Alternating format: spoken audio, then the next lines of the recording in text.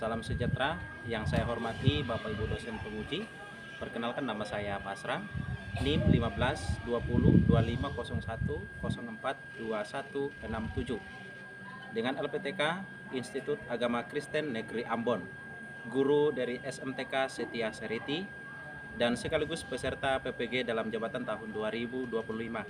Pada kesempatan ini Kamis tanggal 9 Oktober 2025 saya akan melaksanakan uji kinerja UKIN pembelajaran saya dengan topik hermeneutik, pengertian hermeneutik.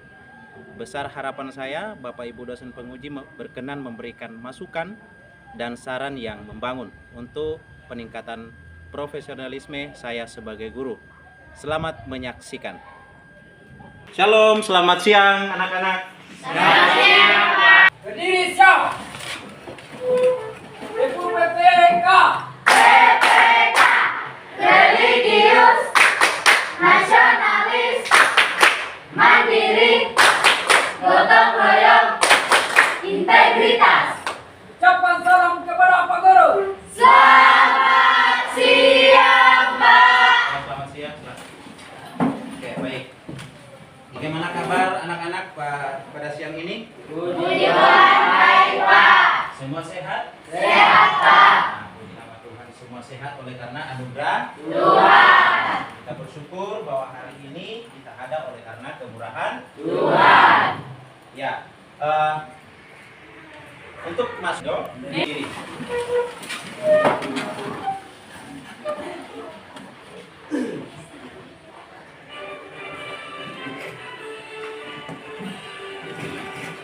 Indonesia tanah airku, tanah tumpah darahku. Di sanalah aku berdiri, siap kebangsaanku, bangsa dan tanah air. Bangunlah badannya untuk Indonesia Raya. Merdeka, tanahku, negeriku yang ku cinta. Indonesia Raya, merdeka, merdeka, hiduplah Indonesia Raya. Oke, dalam materi kita pada siang hari ini, alangkah baiknya kalau kita memuji Tuhan dan berdoa yang dipimpin oleh Shalom. Sebelum kita memulai proses pembelajaran kita, namun sebelum itu kita memuji Tuhan dan pujian apa anak Tuhan saya mengajak kita semua untuk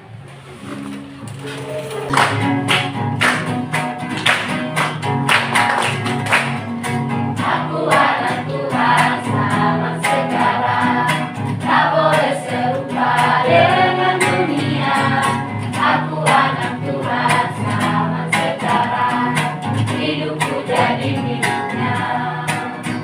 Tuhan, selamat sekarang. Tak boleh serupa dengan dunia. Aku anak Tuhan, selamat sekarang. Hidupku jadi miliknya.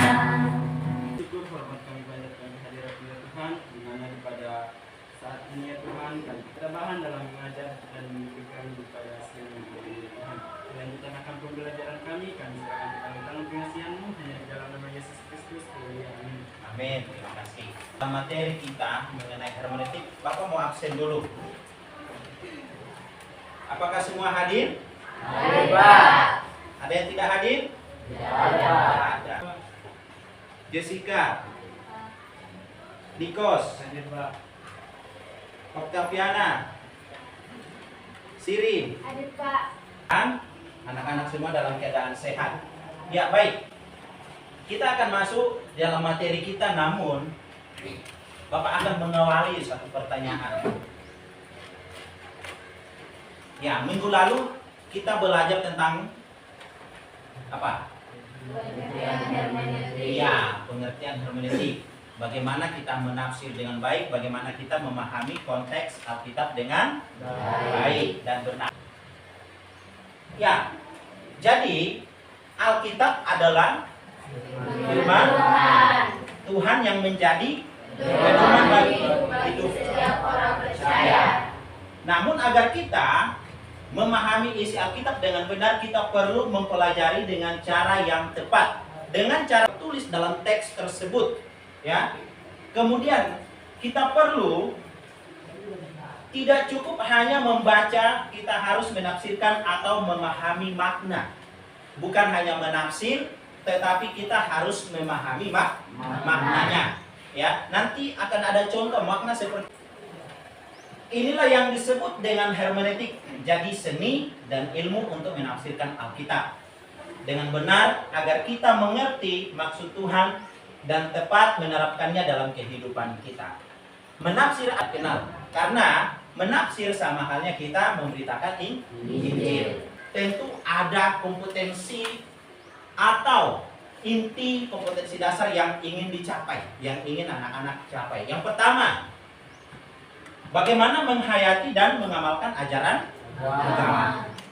Kemudian, bagaimana sikap kita menunjukkan perilaku jujur, disiplin, dan tanggung jawab. Kemudian, memahami konsep hermeneutik. Kemudian yang keempat, bagaimana menyajikan pemahaman secara kreatif. Orang bisa memahami apa yang kita sampaikan. Kemudian tafsirkan kepada orang lain. Kemudian bagaimana menjelaskan arti penting hermeneutik dalam menafsir Alkitab. Itu adalah kompetensi dasar. Kemudian di dalam belajar hermeneutik hari ini tentu ada tujuan. Yang pertama, tujuannya adalah hermeneutik. Itu yang perlu kita pahami dulu. Hermeneutik itu apa sebenarnya, dari kata apa, ya. Kemudian yang kedua, bagaimana mengidentifikasi asal usul dan makna kata hermeneutik. Kemudian yang ketiga, pentingnya hermeneutik dalam memahami kata. Bukan hanya menyampaikan firman Tuhan, tetapi harus hati-hati.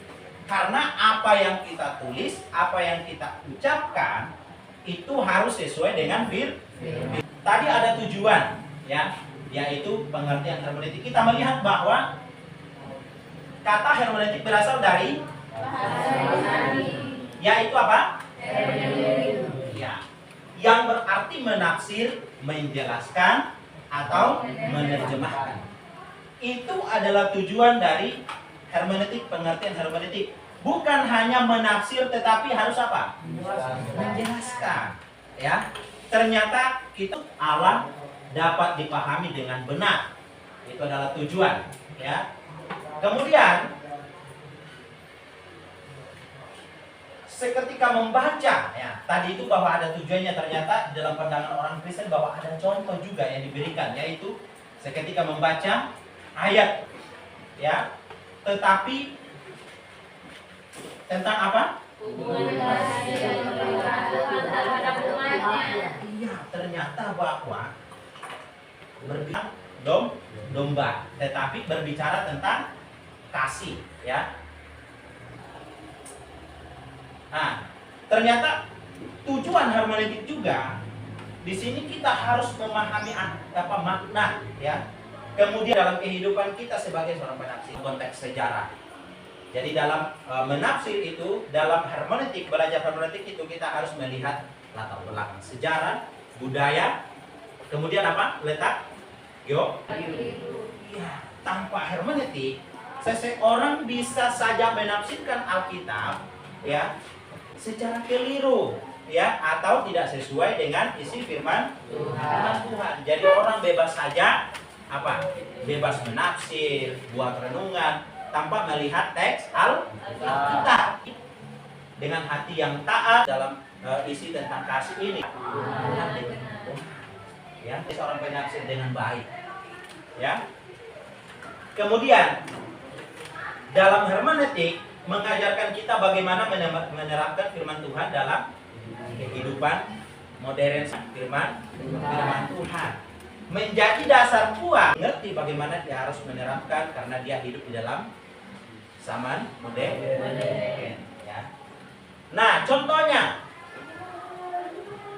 ketika Yesus berkata dalam Yohanes 15 ayat 5, akulah pokok anggur dan kamulah ranting-rantingnya. Jadi apa yang harus kita lakukan sebagai ranting? Iya, harus melekat pada pokok anggur yang benar, ya. Kalau kita tidak melekat pada dalam api, ya, yang perlu kita lakukan masih di dalam Yohanes pasal 3 ayat 5. Sesungguhnya jika seseorang tidak dilahirkan dari air dan roh, ia ia tidak tidak dapat dapat masuk dalam kerajaan Allah. Iya, yaitu hermeneutik menolong kita memahami bahwa air dan roh menunjuk pada pembaharuan rohani. Bagaimana memahami hermeneutik? Segala perkara dapat kutanggung di dalam Dia yang memberi kekuatan padaku untuk Hidup. bagaimana kita diberi kekuatan untuk menghadapi tantangan hidup. Kemudian di dalam Matius pun dikatakan, kasihilah musuhmu dan Mereka yang menganiaya kamu. semua orang, bahkan kepada yang berbuat Jahat kepada kita. ya, sangat menolong kita bagaimana memahami kasihilah musuhmu, ya, bukan membenci. Hermeneutik adanya untuk pribadi, tetapi kepada semua orang. Ya, menegaskan pandangan orang kita menegaskan Roh Kudus memiliki peranan penting dalam proses hermeneutik. Roh Kudus menuntun setiap pembaca untuk Menerima rohani yang terkandung di dalam firman Tuhan dan menolong agar benar tidak. menyimpan dari kebenaran yang sejati. Itulah pentingnya Roh Kudus. supaya ketika membuat tafsiran tidak Menyimpan. Dengan demikian hermeneutik Kristen bukan hanya kegiatan akademis, bukan hanya kegiatan seperti ini belajar, tetapi bagaimana ketika keluar dari ruangan ini, ketika mengambil Alkitab, dia tafsirkan dan renungkan supaya dia menjadi berkat bagi orang lain. Oke, ternyata di dalam mempelajari hermeneutik bukan kita hanya belajar, tetapi tentu ada nilai yang perlu ditanamkan di dalam hati kita atau diri kita. Ya, tadi materi yang sebelumnya itu ternyata ada tanggung jawab, ada disiplin, ada kejujuran. Yang pertama, nilai yang didapatkan adalah apa? Kejujuran dalam memahami firman Tuhan. Ya, kejujuran dalam memahami firman Tuhan adalah tidak salah-salah ketika dia apa? Menafsirkan atau menyampaikan khotbah itu tidak menambah dan tidak mengurangi. Ya, dia jujur, apa yang dia sampaikan itu sesuai dengan firman. Ya, jadi ketika dia khotbah betul-betul sesuai dengan isi firman Tuhan. Kemudian apa? Kerendahan hati dalam belajar kebenaran. Dia memiliki kerendahan hati. Ketika menafsir, ketika membaca atau membuat suatu renungan harus rendah hati. Ya, memiliki kerendahan hati supaya apa? Dituntut oleh Roh Kudus. Kemudian Kerendahan daripada Allah. harus taat. Bagaimana mau menafsir Alkitab kalau tidak taat? Ya, taat di sini, ya. Bagaimana ia harus memiliki sikap yang jujur, rendah hati, kemudian taat kepada kehendak Allah, bukan kehendak manusia.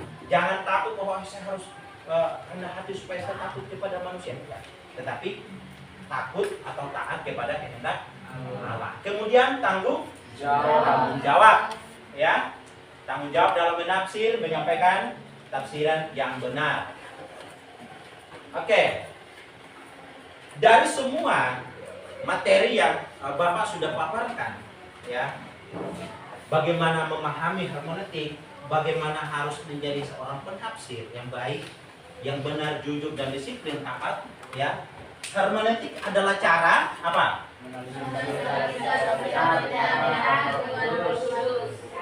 Melalui hermeneutik kita belajar memahami maksud Tuhan, ya.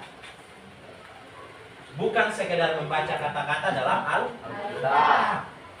Orang Kristen yang memahami hermeneutik akan memiliki apa? Iman yang kokoh. Iman yang kokoh. Pemikiran yang benar dan hidup yang Sesuai dengan firman Tuhan. jadi firmanmu itu pelita bagi Bagiku dan terang bagi jalanku. ya. Tanpa firman Tuhan, ya, tanpa tuntunan Roh Kudus, tanpa pemeliharaan Tuhan, kita tidak bisa mengerti isi firman Tuhan. Itu dalam Mazmur 119 ayat 105. Ya, jadi dari materi yang Bapak telah paparkan tadi, Bapak akan membuat tugas diskusi kelompok, ya. Bapak buat dalam 3 kelompok, yaitu kelompok 1, kelompok 2 dan 3, ya. Jadi Bapak akan bagikan soal yang harus dikerjakan kerjasama dalam kelompok.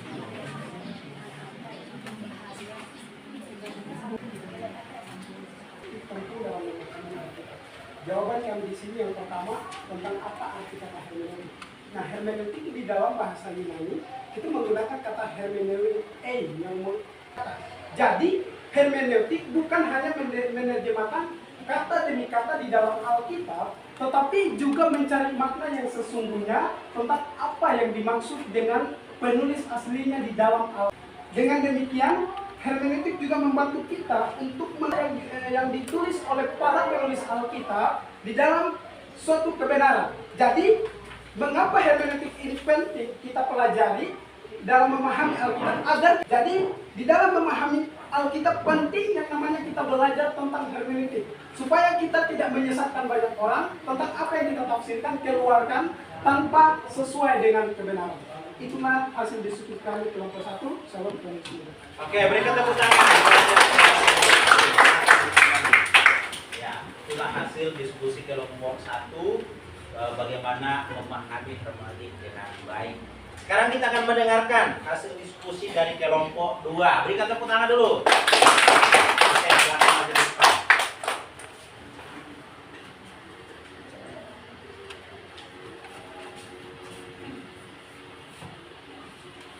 Shalom.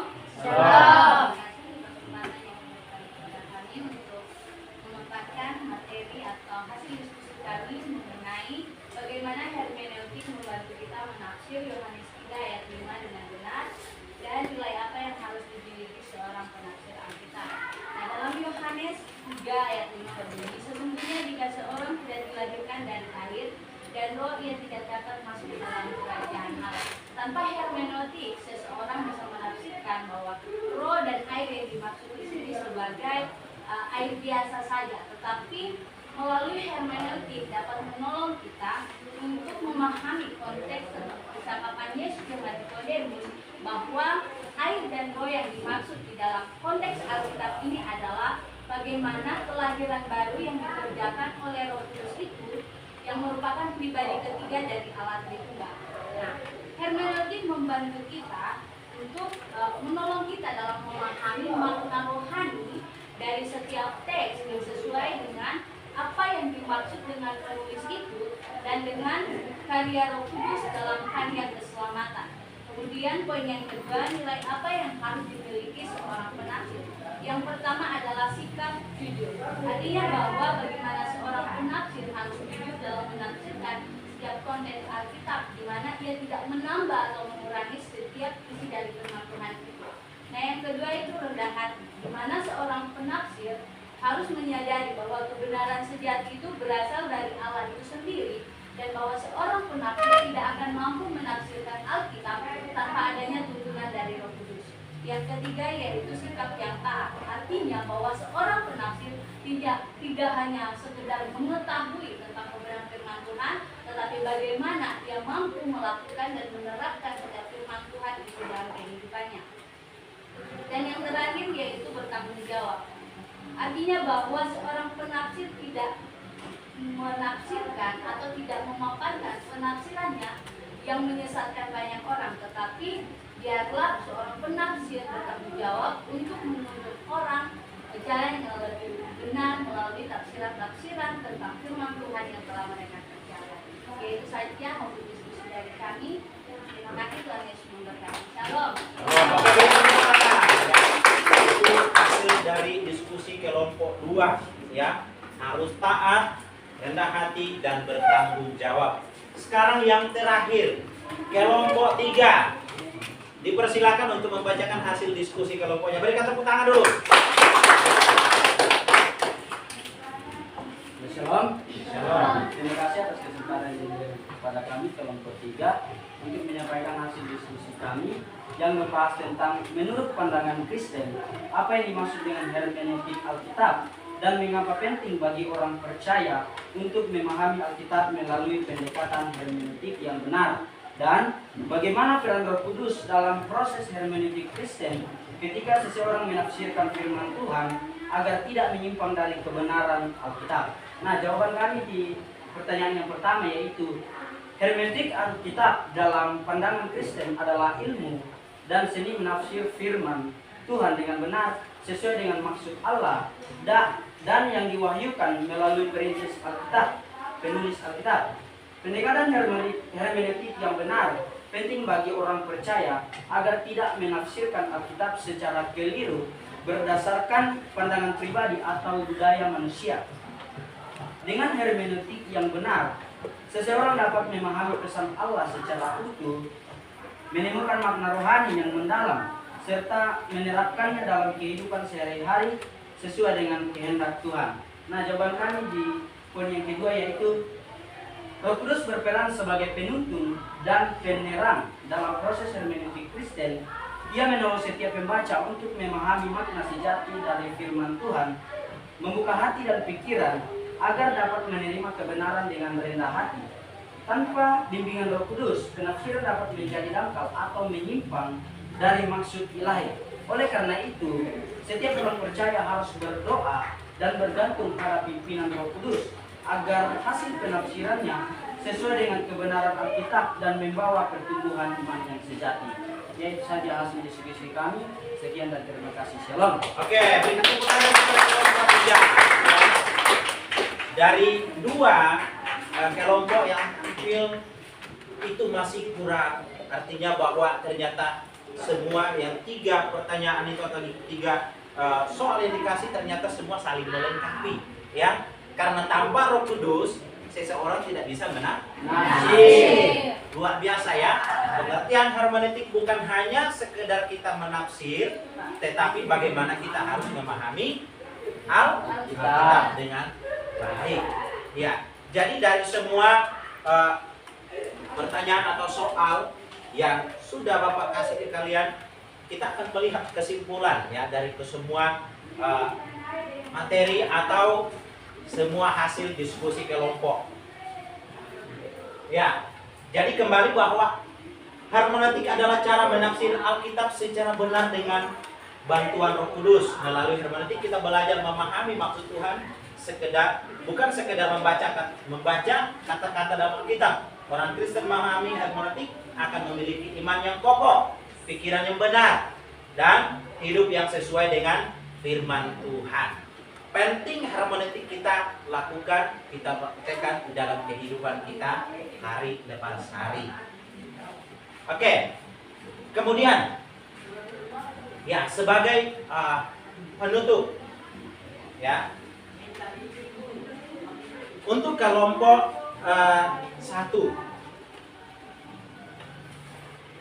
apa hal baru yang kamu pelajari tentang hermeneutik hari ini?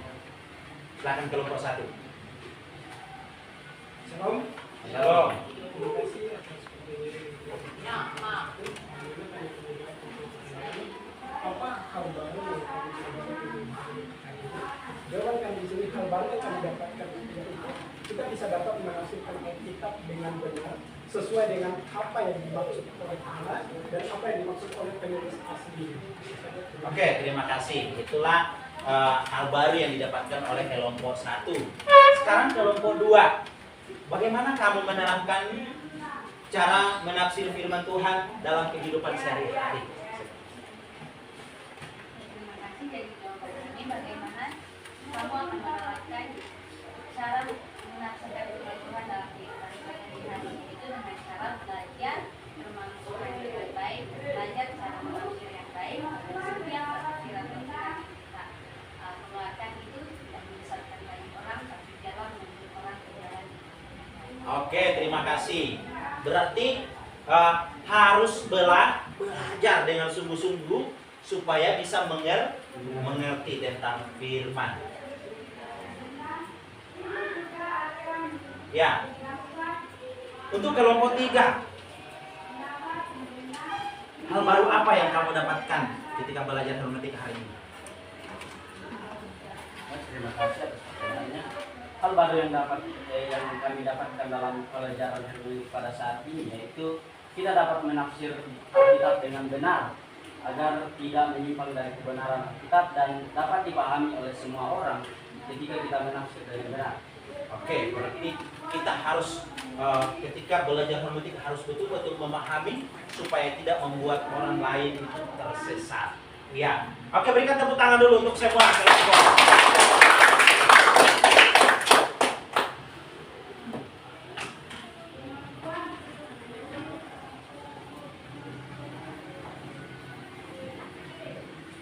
Oke, jadi hari ini kita sudah belajar tentang pengertian hermeneutik, bagaimana pengertian hermeneutik, bagaimana memahami hermeneutik dengan benar, bagaimana menerapkan hermeneutik bagi orang-orang percaya atau bagi orang-orang Kristen supaya lebih memahami firman Tuhan dengan benar, ya, dengan teliti dan dengan bertanggung jawab, ya. Karena kalau membuat tafsiran hanya membuat tafsiran dan tidak mau bertanggung jawab, sama halnya apa? Membuat orang lain keliru, ya, kebingungan. Oke, jadi sampai di sini pertemuan kita hari ini, materi kita hari ini tentang hermeneutik. Kiranya pelajaran hari ini terus bermanfaat, mengambil bagian di dalam kehidupan anak-anak semua untuk tetap senantiasa semangat dalam membaca atau belajar firman Tuhan. Ya. Untuk mengakhiri pertemuan kita hari ini, ya, kita akan ditutup dalam doa dan menyanyikan satu pujian yang dipimpin oleh saudari Jessica. Oke, silakan.